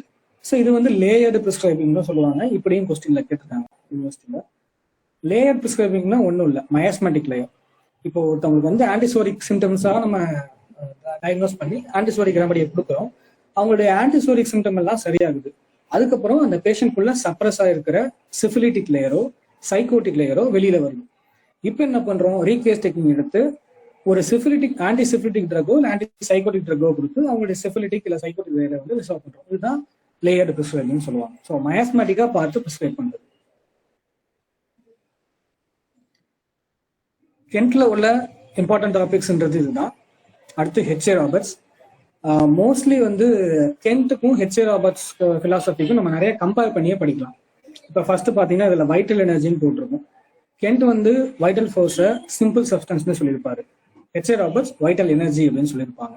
But ரெண்டுமே கான்செப்ட் நம்ம ஒன்று தான் எழுத போகிறோம். இந்த பேர் இருந்தால் ஹெச்ஏ ராபர்ட்ஸ் சொல்லியிருக்காருன்னு எழுதலாம், சிம்பிள் சப்ஸ்டான்ஸ்னு சொல்லியிருந்தா நம்ம கென்ட் சொல்லியிருக்காருன்னு சொல்லி நம்ம கண்டென்ட் எழுதலாம். அதே மாதிரி ஹெச்ஏ ராபர்ட்ஸ்ல ரெமடி ரியாக்ஷன்றது ரொம்ப ரிப்பீட்டட் கொஸ்டின். இது வேற ஒன்றும் இல்லை, மெடிசன் கொடுத்தப்பறம் என்ன ப்ரோக்னோசிஸ் ஆகுது, அதாவது கென்ஸ் 12 அப்சர்வேஷன்ஸ். அதை வந்து நீங்க 1, 2, 3 நம்பர் போடாம அந்த கான்செப்டை வந்து நீங்க யோசிச்சு எழுதிட்டீங்கன்னா அதுதான் ரெமடி ரியாக்ஷன் ஹெச்ஏ ராபர்ட்ஸ்ல. தென் சைக்கோசிஸ். சைக்கோசிஸை பொறுத்த வரைக்கும் தியரி ஆஃப் கார்டிக் டிசீஸ்ல சைக்கோசிஸ்ல என்ன சொல்லியிருக்காங்களோ அஃபாரிசம்ல கார்டிக் டிசீஸ்ல இதெல்லாம் வந்து நீங்க கான்செப்டா எழுதலாம். எக்ஸாம் பேப்பர்ல கேட்கும்போது இதை ஓவர் கன்ஸ்ட்ரக்டிவ் மயாசம் கூட சொல்லலாம். அப்படி சொல்லியிருந்தா அது ஹெச்ஏ ராபர்ட்ஸ் தான் சொல்லியிருக்காரு அப்படின்னு நம்ம எடுத்துக்கலாம். பிகாஸ் சைக்கோசிஸ்னா அது ஓவர் கன்ஸ்ட்ரக்ஷன் அப்படின்ற வார்த்தையை வந்து இங்க ஹெச்ஏ ராபர்ட்ஸ் தான் யூஸ் பண்ணியிருக்காரு. அடுத்து சோரா. ஸோ கென்ட் வந்து சோராவை ஸ்பிரிச்சுவல் சிக்னஸ் அப்படின்னு சொல்லியிருக்காரு. ஆனா ஹெச்ஏ ராபர்ட்ஸ் வந்து சோராவை டெஃபிஷியன்சின்னு சொல்லியிருக்காரு. இப்போ இங்க டெஃபிஷியன்சின்னு உங்களுக்கு ஒரு விஷயம் ஞாபகம் வரும். நம்ம கென்ட்ல இடியோசின்கிரசி டாபிக்ல plane of nutrition, plane of dynamic பார்த்துருப்போம். ஒருத்தருக்கு ஒரு ப்ராப்ளம் இருக்குன்னா அவர் உடம்புல ஏதோ ஒரு டெஃபிஷியன்சி இருக்கும். அந்த டெஃபிஷியன்சினால தான் அவருக்கு அந்த இது பிரச்சனை வந்திருக்கு. ஸோ அந்த என்ன டெஃபிஷியன்சி ஆகுதோ அதை வந்து நம்ம மருந்தா கொடுத்தோம்னா அது சரி பண்ணிடலாம் அப்படின்னு நம்ம பார்த்துருப்போம். அதே கான்செப்ட் தான் இங்கே வந்து சொல்லியிருக்காங்க.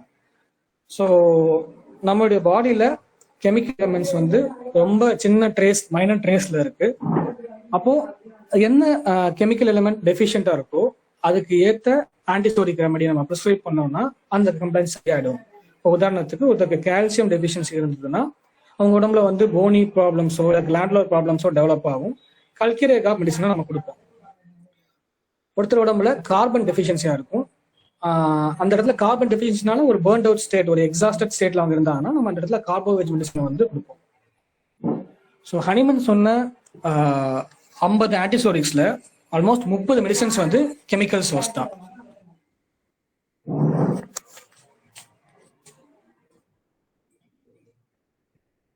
அடுத்து ஹெச்ஏ ராபர்ட்ஸ் உடைய டெம்பரமெண்ட்.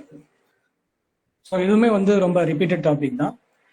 டெம்பரமெண்ட் அப்படின்னா ஒரு ட்ரக் ப்ரூவிங் பண்ணும்போது இந்த பர்சனுக்கு அடிக்கடி இது சம்பந்தமான பிரச்சனை தான் வருது அப்படின்னு கண்டுபிடிச்சிருப்பாங்க. பிசிக்கல் மேக்கப், அதுதான் டெம்பரமெண்ட்.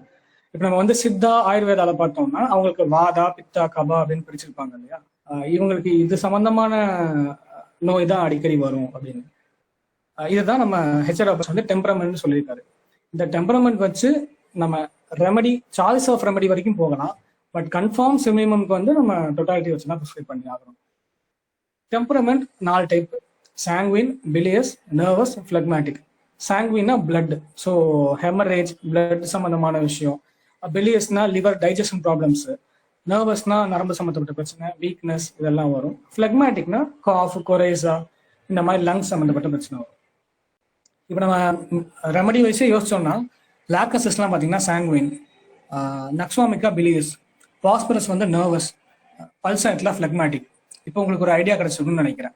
இவங்களுக்கு இப்போ லாக்கசஸ்னா அவங்களுக்கு ஒன்று ஏதோ ஒரு பிளட் ஊசிங், ஹெமரேஜ் வந்து கம்ப்ளைண்ட் இருந்துகிட்டே இருக்கும். எனக்கு ஹெமராய்ட்ஸ் இருக்கு, பைல்ஸ் இருக்கு, ப்ளீடிங் பைல்ஸ் இருக்குன்னு சொல்லுவாங்க.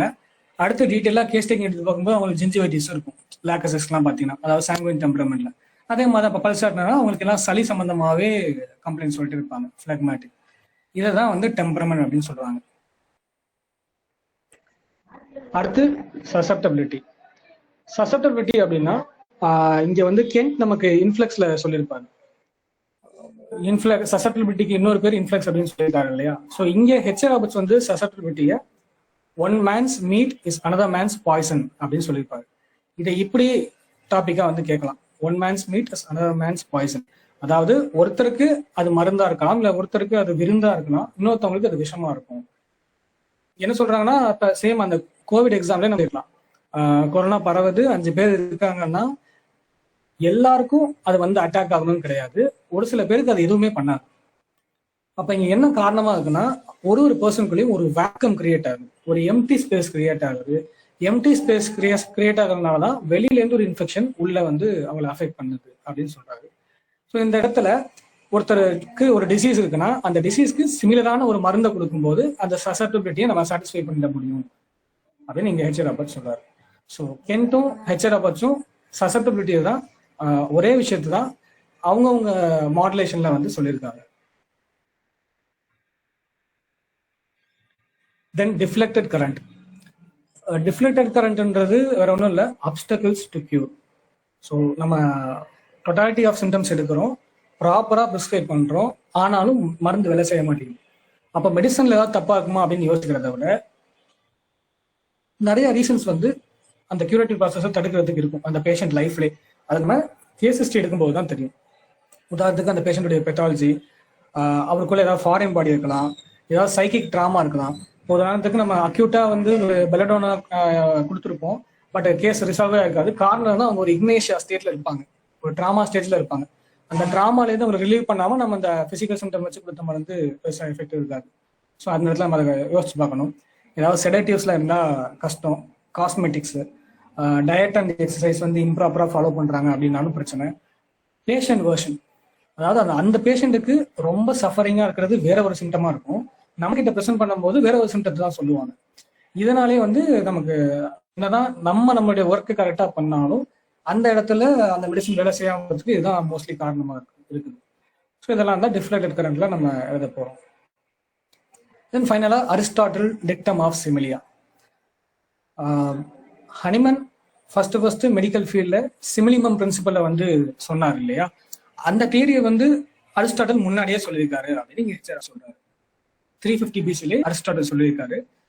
என்ன சொல்லியிருக்காருன்னா, எந்த ஒரு மெடிசினல் சப்ஸ்டன்ஸுக்கு ஒரு ஹெல்த்தி ஹியூமன் பீயிங்ல பெட்டோ எஃபெக்ட், அதாவது ஒரு இதை டிசீஸ் ப்ரொடியூஸ் பண்ணக்கூடிய கெப்பாசிட்டி இருக்கோ, அந்த மெடிசினல் சப்ஸ்டன்ஸ் தான் அந்த பர்டிகுலர் டிசீஸை சரி பண்ணுறதுக்கான கெப்பாசிட்டியும் இருக்கும். ஹனிமன் சொன்ன கான்செப்டையே அரிஸ்டாட்டில் சொன்னாரு, 350 BC சொன்னாரு அப்படின்னு சொல்லி இருந்தோம்னா இதுக்கான கண்டென்ட்டை நம்ம கவர் பண்ணிடலாம். ஸோ ஹெச்ஆர் ராபர்ட்ஸ்ல இதுதான் வந்து ரொம்ப வித்தியாசமான டாபிக்ஸ். மீதி எல்லாமே நம்ம அக்வாரிசம் ஆல்டான்ல படிச்சிருக்கோம், வச்சு எழுதிடலாம். Then coming to Richard Hughes,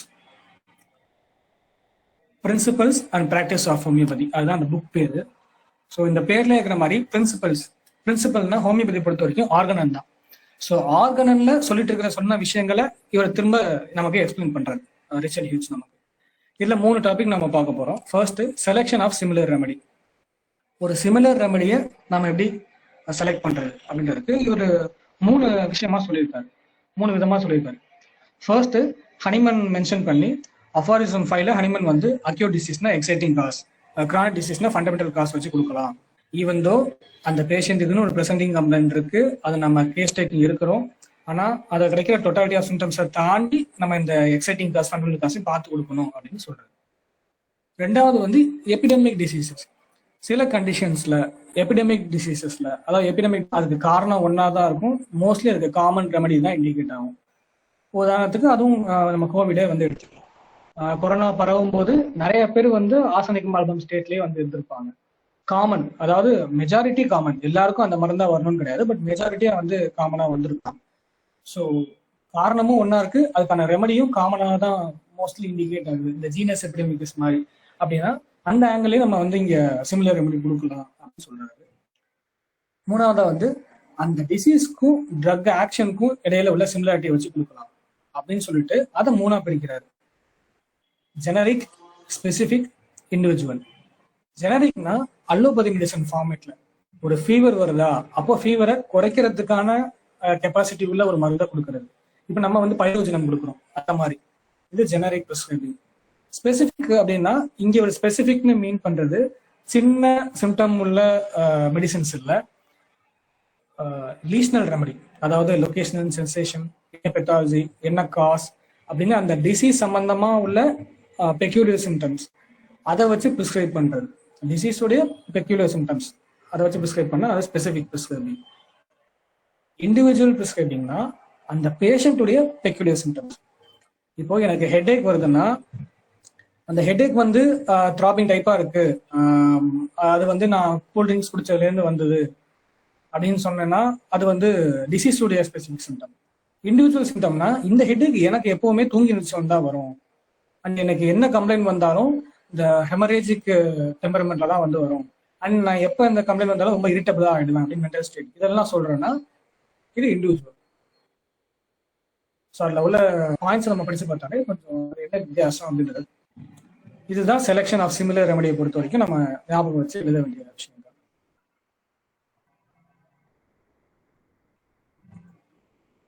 அடுத்து administration of similar remedy. So இந்த டாபிக் பொறுத்த வரைக்கும் 4 பாயிண்ட்ஸ் சொல்லியிருக்காரு ரிச்சர்ட் ஹியூக்ஸ். சிமிலர் ரெமடி நம்ம கண்டுபிடிச்சிட்டோம், அதை என்ன மாதிரி ஃபார்ம்ல கொடுக்கறது, எப்படி கொடுக்கறது அப்படின்றது தான். ஸோ ஃபர்ஸ்ட் எப்படி கொடுக்கணும்னா கண்டிப்பா பாலிஃபார்மசி, அதாவது 2 மருந்து 3 மருந்து அட் அ டைம்ல கொடுக்கக்கூடாது, தான் கொடுக்கணும் ஃபர்ஸ்ட். ரெண்டாவது, அப்படி கொடுக்குற சிங்கிள் மெடிசனுமே ரொம்ப ரேரா தான் கொடுக்கணும். அதாவது ஃபர்ஸ்ட் மெடிசன் கொடுத்து அந்த ஃபர்ஸ்ட் டோஸுடைய ஆக்ஷன் ஃபுல்லா தீர்ந்ததுக்கு அப்புறம் அதை கன்ஃபார்ம் பண்ணிட்டு தான் செகண்ட் டோஸை நம்ம கொடுக்கணும். So give rarely. மூணாவது, கான்ஸ்டியூஷனா கொடுக்கணும். இவருக்கு கான்ஸ்டியூஷனல் இங்க மீன் பண்றது டொட்டாலிட்டியை வச்சு கொடுக்குறது. ஸோ நம்ம முன்னாடி பார்த்தோம் அந்த இண்டிவிஜுவல் மொடாலிட்டி, டைம் அக்ரிவேஷன், டெம்பரமெண்ட், இந்த மாதிரி இண்டிவிஜுவல்ஸை வச்சு கொடுத்தோம்னா அது கான்ஸ்டியூஷனல் அப்படின்றாங்க.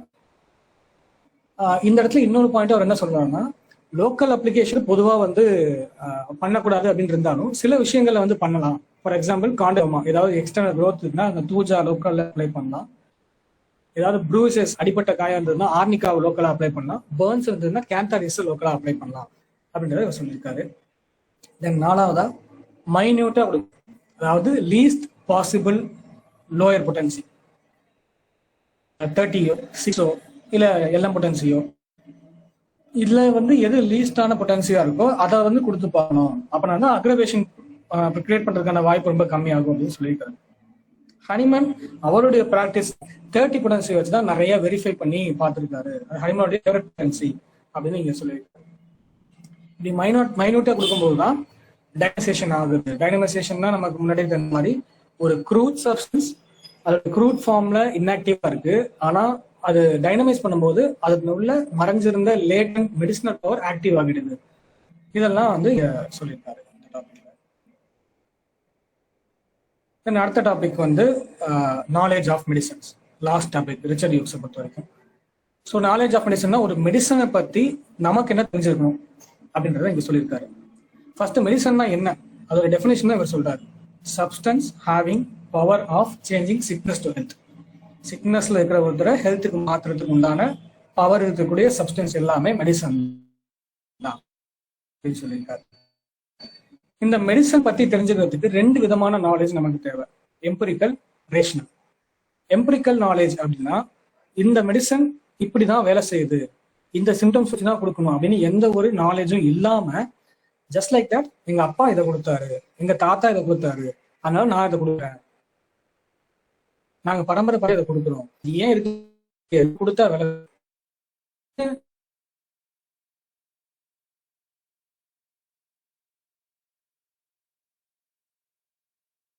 கண்டக்ட் பண்ணி அந்த வெரிஃபை ஆன டேட்டாவை வச்சு ஓகே இந்த ஹெல்த் பீயிங்ஸ்ல இந்த சப்ஸ்டன்ஸ் ப்ரொடியூஸ் பண்ணுது, அப்போ இந்த மாதிரி சிமிலர் சிம்டம்ஸ் உள்ள டிசீஸ்க்கு நம்ம அதை கொடுத்தா சரியாகும் அப்படின்னு கொடுத்தாங்கன்னா தான் அது ரேஷனல். அதுலயுமே அலோபதியில அனிமல்ஸுக்கு தான் அந்த மாதிரி பண்ணுவாங்க, அதை விட ரேஷனல் திங்ஸ் மேல பண்றது தான். இன்ஃபேக்ட் அதுதான் கரெக்ட், ஏன்னா தான் எக்ஸ்பிரஸ் பண்ண முடியும், அனிமல்ஸ் எக்ஸ்பிரஸ் பண்ண முடியாது. ஸோ டீடைல்டான வெர்ஷன் வந்து ஹெல்த்தி ஹியூமன் பீயிங்ல ட்ரக் ப்ரூவ் பண்ணும்போது தான் கிடைக்கும் அப்படின்றத இங்க சொல்றாரு.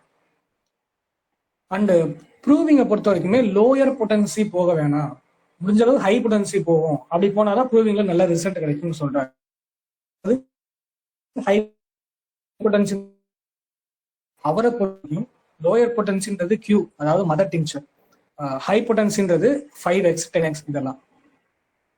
இப்ப யூஸ்வலா ஹனிமன் பொறுத்த வரைக்கும் அது 30 பவர்லயே வந்து ப்ரூவிங் வந்து இருக்கு, 30 பவர்ல ப்ரூவ் பண்றது நிறைய ரிசல்ட் கொடுக்குறது.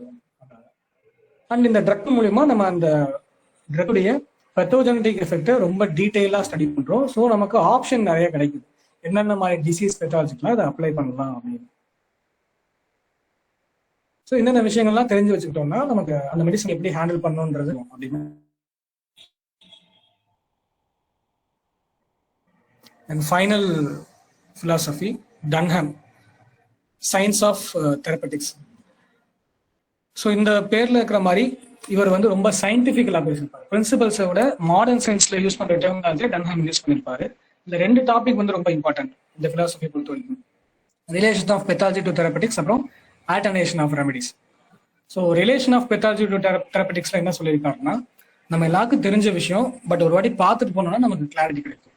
அனாட்டமி, அனாட்டமினா என்ன? டிஷ்யூஸ், ஆர்கன்ஸ் பத்தி படிக்கிறது.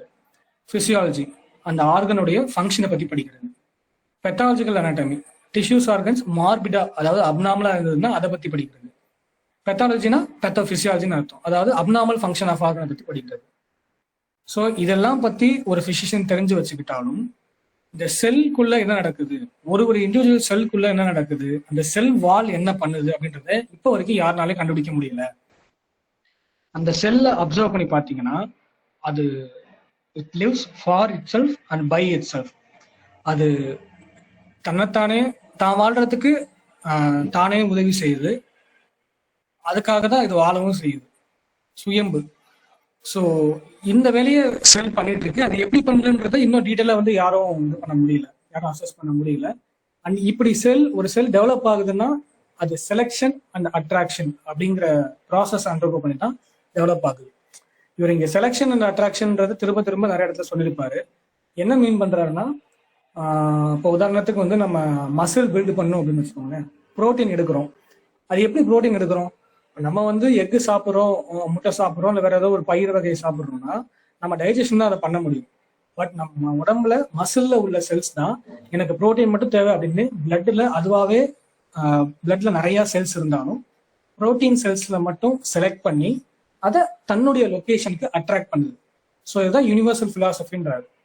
ஒரு செல்லா இருந்தாலும் சரி, ஒரு மனுஷனா இருந்தாலும் சரி, ஒரு விஷயத்த செலக்ட் பண்ணணும், அப்புறம் அதை தான் கிட்ட அட்ராக்ட் பண்ணணும். இந்த விஷயத்த பண்றதுனால தான் அதை டெவலப்மெண்ட் ஆகுது அப்படின்றத சொல்றாரு. ஸோ இப்படி இந்த செல்லாம் டெவலப் ஆகிட்டு இருக்கப்போ நம்ம இந்த பெத்தாலஜி, பெத்தோபிசியாலஜி, பெத்தாலஜிக்கல் அனாட்டமிலாம் சொல்றோம் இல்லையா, அந்த இடத்துல நம்ம என்ன படிக்கிறோம்னா வெறும் டிசீஸோடைய ரிசல்ட்டை தான் படிக்கிறோம். அதுதான் பார்க்கணும், டிசீஸோட ரிசல்ட்டை தான் பார்க்கணும். ஒருத்தவங்களுக்கு வந்து டயபிட்டிஸ் வந்துச்சு, டயபிட்டிஸ்னால டயபெட்டிக் ஃபுட் இருக்கு அப்படின்னா, இல்லை டயபிட்டிஸ்னால வெர்டிகோ இருக்கு அப்படின்னா, அவர் உடம்புல ஃபர்ஸ்ட் பேங்க்ரியாஸ்ல இன்சுலின் செல்ஸ் வந்து எப்படி அப்நார்மல் ஆச்சுன்றதை யாரும் படிக்கல, அதை யாரும் வந்து புரிஞ்சுக்கவும் முயற்சி பண்ணல. அந்த டயபிட்டிஸ் டெவலப் பண்ணதுக்கு அப்புறமா அவருக்கு என்ன சிம்டம்ஸ் வருது, அவர் உடம்புல என்ன ஆப்ஜெக்டிவ் சயின்ஸ் டெவலப் ஆகுது, இதை தான் எல்லாம் தெரிஞ்சுக்க விரும்புறோம். ஆனா அப்படி பண்ணக்கூடாது. நம்ம அந்த செல் வால்ல என்ன நடக்குது, அந்த செல் வால்ல என்ன அப்நார்மாலிட்டி நடக்குது அப்படின்ற அளவுக்கு டீப்பா நம்ம தெரிஞ்சுக்க பார்க்கணும் அப்படின்றாரு. இப்போ உதாரணத்துக்கு இவர் வந்து இப்போ யூரினேஷன் ப்ராசஸ்லாம் எக்ஸாம்பிள் சொல்றாரு. இப்போ யூரினேஷன் ஒருத்தவங்களுக்கு ஹெல்த்தியா போயிட்டு இருக்கு, ஒரு குறிப்பிட்ட கட்டத்துல யூரினேஷன்ல ஏதோ ப்ராப்ளம் வருது. அப்போ என்ன மாடர்ன் சயின்ஸ் என்ன பண்ணுவாங்கன்னா, ஃபர்ஸ்ட் யூரினேஷனா, யூரினரி பிளாடர்ல என்ன பிரச்சனை, யுரத்ரால் என்ன பிரச்சனைன்னு பார்ப்பாங்க. அதை மிஞ்சி போனா கிட்னில பார்ப்பாங்க. அதை மிஞ்சி போனா என்ன சொல்றது, ரீனல் டியூபிள்ஸ், இந்த இடங்கள்ல ஏதாவது ப்ராப்ளம் இருக்கா, மார்ஃபியூஷன், காப்பசல்ஸ், இங்கெல்லாம் ஏதாவது ப்ராப்ளம் டெவலப் ஆகுதா அப்படின்றத பார்ப்பாங்க. பட் உடம்புல தேவைக்கும் அதிகமான விஷயத்த தேவையில்லாம எக்ஸ்கிரீட் பண்ண ஆரம்பிக்கிற அந்த செல் வால் இருக்கு இல்லையா, ஒரு கிட்னி செல் வால், நெஃப்ரோட்டிக் செல் வால்ஸ், அங்கே இருந்தா பெத்தாலஜி ஆரம்பிக்குது, அங்க யாரும் பாக்குறது இல்லை அப்படின்றா இவர் சொல்றாரு. அப்போ இவர் சொல்றது ஃபைனலா என்ன சொல்ல வர்றாருன்னா, ஏன் இவ்வளவு எக்ஸ்பிளைன் பண்றாருன்னா, தெரபெட்டிக்ஸ், நம்மளுடைய மருந்து கொடுக்குற முறை வந்து டிசீஸ் ரிசல்ட்டை பேஸ் பண்ணிடக்கூடாது. இந்த கிட்னியை நான் சரி பண்றேன், நான் யூரட்ரை சரி பண்றேன், யூரினரி பிளாடரை சரி பண்றேன் அப்படின்னு இருக்கக்கூடாது. அது வெறும் பாலியேஷன் தான், அதை அலோபதி பண்ணுவாங்க. நம்ம வந்து ஆக்சுவல் டிசீஸ் தான் டேக்கிள் பண்ணணும். அதாவது நம்ம செல் வால், அந்த செல் வால்ல நடக்கிற பிரச்சனையை தான் நம்ம வந்து அட்டாக் பண்ணணும், அதை டார்கெட் பண்ணணும். ஸோ அப்படி செல் வால் லெவல்ல டார்கெட் பண்ணணும்னா நம்ம மெடிசனும் அதுக்கேற்ற மாதிரி நானோ லெவல்ல இருக்கணும். அப்படிதான் நம்ம மெடிசன் இயற்கையாவே அமைஞ்சிருக்கு அப்படின்றத இங்க சொல்றாரு. So final topic of the session, டன்ஹாம்ல ஆல்டர்னேஷன்ஸ் ஆஃப் ரெமடிஸ். அதாவது 2 கான்செப்ட் சொல்லியிருக்காரு. ஆல்டர்னேஷன்னா என்ன, சக்சஷன் அப்படின்னா என்ன.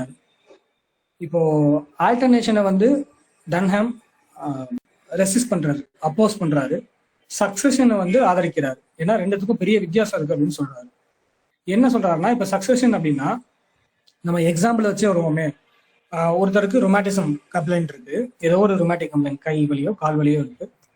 அவருடைய கம்ப்ளைண்ட்ஸ் வந்து ரெஸ்ட் எடுத்தா பெட்டரா இருக்கு, மூவ்மெண்ட் பண்ணா அக்ரவேட் ஆகுது. இந்த ஸ்டேட்ல இருக்கும்போது அவருக்கு பிரயோனியா இண்டிகேட் ஆகுது, பிரயோனியா கொடுக்குறோம். ஸோ மருந்து கொடுத்தோன்னே அவருக்கு 50-60% கம்ப்ளைண்ட்ஸ் பெட்டர் ஆயிடுது. பட் இன்னமும் சில சிம்டம்ஸ் அப்படியே ரிமைன் ஆயிருக்கு. மறுபடியும் கொஞ்ச நாள் கழிச்சு ரீகேஸ் டெக்னிக் எடுக்கும்போது இப்போ அவருக்கு ரெஸ்ட்ல இருக்கும்போது அக்ரவேஷன் ஆகுது சிம்டம்ஸ். ஆனா இதுவும் ரொமாட்டிக் கம்ப்ளைண்ட் தான். இந்த இடத்துல அது ரஸ்டாக்ஸ் இண்டிகேட் ஆகுது, ரஸ்டாக்ஸ் கொடுக்கணும். அப்போ என்னன்னா ஒரே டிசீஸ் எபிசோட் அதில் ஃபர்ஸ்ட் ஒரு ரெமடி இண்டிகேட் ஆகுது, அதை கொடுக்குறோம். அந்த ரெமடி வேலை செஞ்சு முடிச்சோடனே திரும்ப ரீகேஸ் டேக்கிங் எடுத்து அதுக்கப்புறம் இன்னொரு ரெமடி இண்டிகேட் ஆகிறதுனால அந்த ரெமடி கொடுக்குறோம். ஆக மொத்தம் ஒரே டிசீஸ் எபிசோடுக்கு நம்ம 2 இல்லை 2க்கும் மேற்பட்ட 1க்கும் மேற்பட்ட ரெமடிஸை கொடுத்து அந்த எபிசோடை நம்ம வந்து ஃபினிஷ் பண்றோம், ரெக்கவர் பண்ண வைக்கிறோம். அப்படின்னா அது சக்சஷன். இது ஹனிமனே பண்ணியிருக்காரு அப்படின்றாங்க. பட் ஆல்டர்னேஷன்ஸ் அப்படின்றது என்னன்னா, இங்க கேஸ் டேக்கிங்லாம் கிடையாது. இது ஆல்மோஸ்ட் பாலிஃபார்மசி மாதிரி தான். ஃபர்ஸ்டே கேஸ் டேக்கிங் எடுத்துருவாங்க. அந்த கேஸ் டேக்கிங்ல வந்து இந்த பிசிஷியனால இதுதான் மருந்துன்றதை கண்டுபிடிக்க தெரியாது. அதனால என்ன பண்ணுவாங்கன்னா, எனக்கு வந்து இந்த கேஸை பார்க்கும்போது கொஞ்சம் பெலடோனா சிம்டம்ஸும் வருது, கொஞ்சம் மெர்க்யூரியஸ் சிம்டமும் வருது. இப்போ இதுல வந்து எக்ஸாம்பிளே கொடுத்துருப்பாங்க. த்ரோட் பெயின் இருக்கு, அந்த த்ரோட் பெயின்ல வந்து டான்சஸ்லாம் ரொம்ப ரெட்டா இன்ஃப்ளேம்டா இருக்கு, கோல்ட் ஏர் அக்ரவேஷன்னால அந்த பேஷண்ட் வராங்க. ப்ளஸ் நைட்டு தூங்கி எழுந்தப்பறம் அந்த கம்ப்ளைண்ட் வந்து அதிகமாகுது. ஸோ இப்போ அந்த ஃபிசிஷியனுக்கு என்ன தோணும், அதாவது ஆல்டர்னேட்டிவ் ரெமடிஸ் கொடுக்குற ஃபிசிஷியனுக்கு என்ன தோணும்னா, ரெட்னஸ், த்ராபிங், இந்த கோல்ட் ஏர் அக்ரவேஷன் இது மூலியமா பெல்லடோனா மாதிரியும் இண்டிகேட் ஆகுது. பட் இந்த நைட்டு தூங்கி எந்திரிக்கிறது, நைட் டைம் அக்ரவேஷன் அப்படின்னு பார்த்தா மெர்க்யூரியஸ் மாதிரியும் வருது. ரெண்டுமே த்ரோட்ல ஆக்ட் ஆகும். ஸோ நம்ம ஏன் 2 கொடுக்கூடாது அப்படின்னு சொல்லிட்டு நீங்க என்ன பண்ணுங்க, காலையில பெல்லடோனா எடுங்க, நைட்டு மெர்க்யூரியஸ் எடுங்க. இல்லைன்னா வரிசையா ஒரு வாரம் முழுக்க டெய்லி காலையில பெல்லடோனா ஒரு டோஸ் எடுங்க, அடுத்த வாரம் ஃபுல்லா மெர்க்யூரியஸ் ஒரு டோஸ் எடுங்க அப்படின்னு அவர் ஸ்டார்டிங்லேயே 2 ரெமடியும் கையில கொடுத்து விட்டுருவார். இப்போ இந்த இடத்துல என்ன பிரச்சனைனா, பெல்லடோனா ஒரு வாரம் எடுத்ததுக்கு அப்புறம் அந்த கேஸ் இம்ப்ரூவ்மெண்ட் ஆனாலும் நம்ம அடுத்து மெர்க்யூரியஸ் எடுக்க சொல்லியிருக்கோம் இல்லையா, இன்வாலன்ட்ரியா, அந்த மெர்க்யூரியஸ் எடுக்கிறதுனால அந்த டிசீஸ் வந்து வேற ட்ராக் நோக்கி போயிடும். இல்ல சரியாகி வந்தாலும் எந்த மெடிசன்னால சரியாகி வந்தாங்க அப்படின்றதும் தெரியாது. இது ஹோமியோபதிக்கலி அன்எத்திக்கல் அப்படின்னு சொல்றாரு. அண்ட் டன்ஹாம் என்ன சொல்றாருன்னா, இந்த இடத்துல நம்ம இன்னும் கொஞ்சம் பொறுமையா வெரிஃபை பண்ணி கேஸ் டேக்கிங் எடுத்தோம்னா அந்த த்ரோட் பெயின் கேஸுக்கு லாக்கசிஸ் கூட இண்டிகேட் ஆயிருக்கலாம். இந்த லாக்கசிஸ் வந்து இந்த 2 மருந்தை விட முழுசாவே சிம்டமை கவர் பண்ணிருக்கலாம். ஆனா நம்ம அப்படி யோசிக்கிறது இல்லை, அவசரப்பட்டு கொடுத்துட்றோம். அந்த அவசரப்பட்டு கொடுக்கறதுனால அந்த பேஷண்ட்டுக்கு கியூர் ஆன மாதிரி ஒரு ஃபீலிங் இருக்கும். அதான் அடுத்த பாயிண்ட்ல சொல்றாரு, கியூர் ஆன மாதிரி ஒரு ஃபீலிங் இருக்கும். ஆனா அந்த கியூர் வந்து நம்ம அஃபாரிசம்ல மென்ஷன் பண்ணியிருக்க மாதிரி ரேப்பிடாவும் ஜென்ரலாகவும் இருக்காது அப்படின்னு சொல்றாங்க. ஸோ திரும்ப அது ரெக்கர் ஆகும். ஸோ இதுதான் பாலிஃபார்மசி, பேட்டன் ட்ரக்ஸ் இது கொடுத்து ஒரு சின்ன பேலியேஷன் நடந்து அதுக்கப்புறம் திரும்ப திரும்ப பேஷண்ட் நம்ம கிட்ட வந்துட்டே இருக்காங்களே, அது காரணமே இதனால தான்.